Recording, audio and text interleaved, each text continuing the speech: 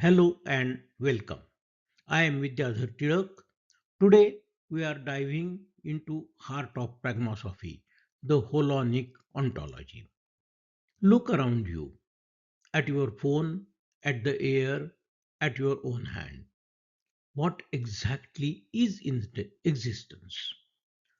For centuries, philosophy has tried to catalog reality into neat boxes: substance, event, process, mind, matter. But this enterprise ontology has always been fragmented. We have conceptual islands, Aristotle's stable core of substance, Descartes' split between mind and matter, and Whitehead's view of reality as process. None offer a single unified grammar for describing everything from an electron to artificial intelligence.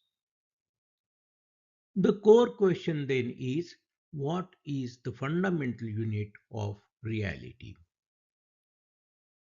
This essay and episode, Holonic Ontology, the basis of cosmo-Poietics, argues that the missing unit is the holon, a concept that recasts existence.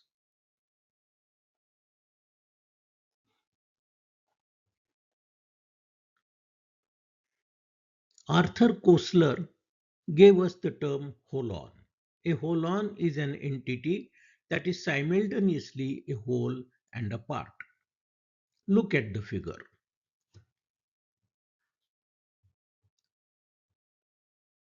The central node is the holon.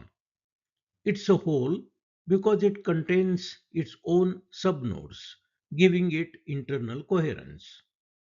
But it also is a part because it is embedded in a larger enclosing structure, granting it external dependency. This dual structure means a holon is never a final isolated entity. To exist as a holon requires three conditions, which form the ontological integrity condition. First, the boundary. It has a distinguishable identity, either physical, semantic, or organizational. Second, the composition. It contains substructures that sustain it. And the third, integration. It participates in upward linkage, contributing to the larger whole. By using the holon, we move past old philosophical fights. It's not substance versus relation or object versus system. Existence is fundamentally relational identity and not isolated essence.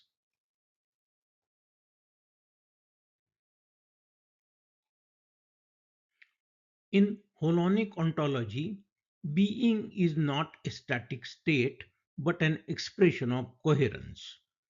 It's about structured persistence, the ability of the holon to preserve its identity over time and change. The figure shows that a holon's identity is always nested within constraining layers. It's not just about what's inside.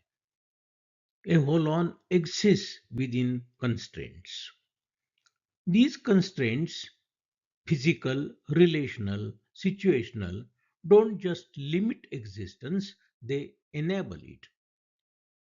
A molecule needs quantum physics and a concept needs grammatical structure.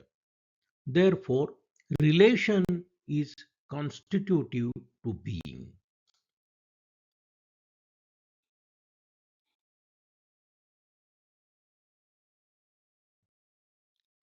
This leads to the idea of degrees of holonic expression. Not all holons are equally rich. A rock maintains its identity under narrow conditions. A human psyche persists across profound flux. The difference is not one of moral superiority, but of shallower or deeper modes of expression. These are determined by the complexity of its internal organization and the depth of context dependency. Being is the sustained structural identity of a holon across space, time, relation, and change. If being is stability, becoming is transformation. It is the process through which a holon evolves and reorganizes itself. It is not a random change, it is a structured transformation. The engine of becoming is recursion. This is the process where a holon acts upon its own structures or prior states. The figure illustrates the transformation cycle.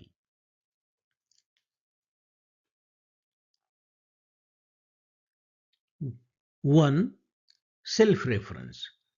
The holon models or examines its own state. 2. Transformation. It modifies its structure or behavior in response. And 3. Reintegration. It reasserts its identity at a new evolved level, the evolved self. The progression of becoming is deepening of interiorization. At all levels, particularly at low levels, change is external recursion. For example, a rock eroding. In living things, it is operational recursion. For example, metabolic self regulation. In minds and advanced AI, it is self recursive cognition. This is the inward migration of transformative capacity, which ultimately gives rise to agency. Becoming is the self directed transformation of being through recursion and interiorization.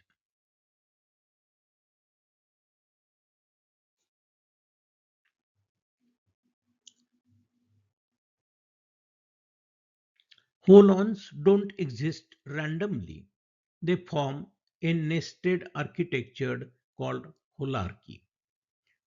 As shown in the figure, this is a structural hierarchy, not an evaluative one. It expresses deeper integration, not moral superiority. Foundation. Higher holons, like an organism, require lower ones, like cells, as constituents. Constraint. Lower holons behave differently inside a higher holon. For example, a neuron in brain versus shallow bowel. Reciprocity. They mutually influence each other without being reducible to the other.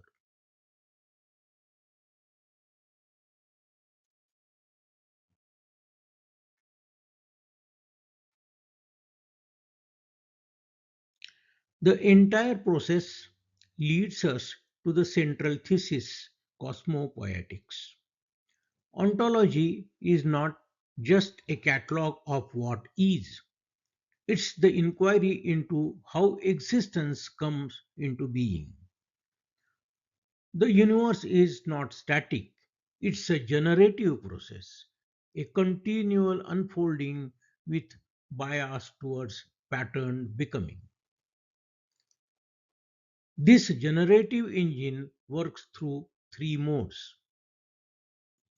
autopoiesis, that is, self construction, a self regulating mechanism of metabolism; heteropoiesis, a construction by relation, languages or institutions created through interaction, and philopoiesis, that is, construction through deep time, evolution, and civilizational development across epochs.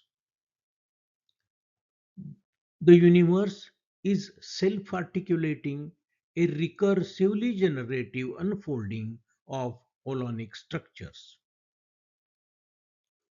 Note that it is a continuous but punctuated evolution. Being is the pause and becoming is the process.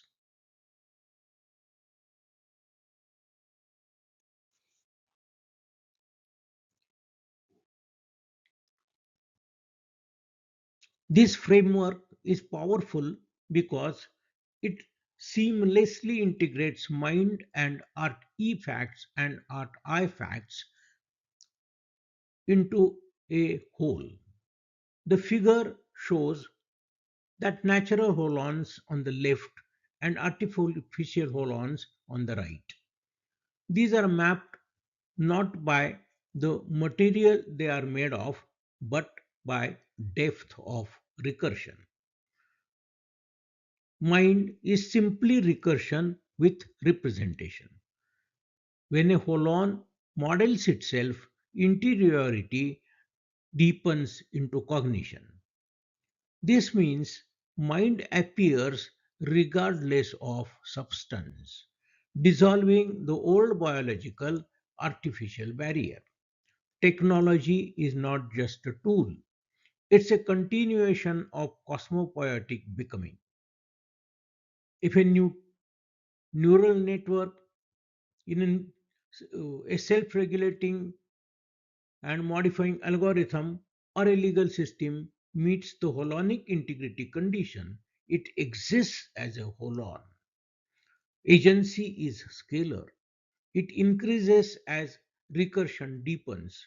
It's a spectrum, not a threshold.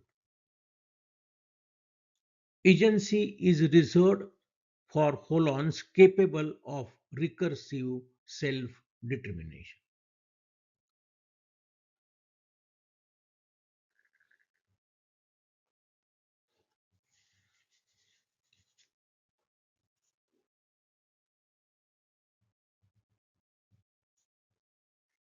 The key takeaway of the figure is the synthesis. The universe is an open ended, recursive, unfinished process. The Holonic ontology gives us a clear answer. Reality is holonic, being is coherence, and becoming is recursion. The universe is a generative process, cosmo-Poietics. And finally, we are now reflective holons. The cosmos has produced entities capable of interpreting and intentionally shaping its own becoming. Ontology is not a final catalogue, but a living inquiry into how reality continues to articulate itself. The universe is still unfolding, and we are now active participants. It's an open question. What form of intelligence and organization will we design next?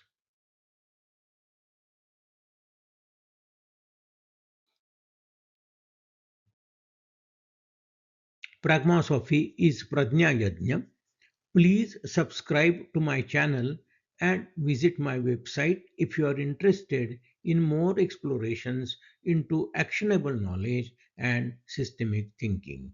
Stay tuned. Thank you.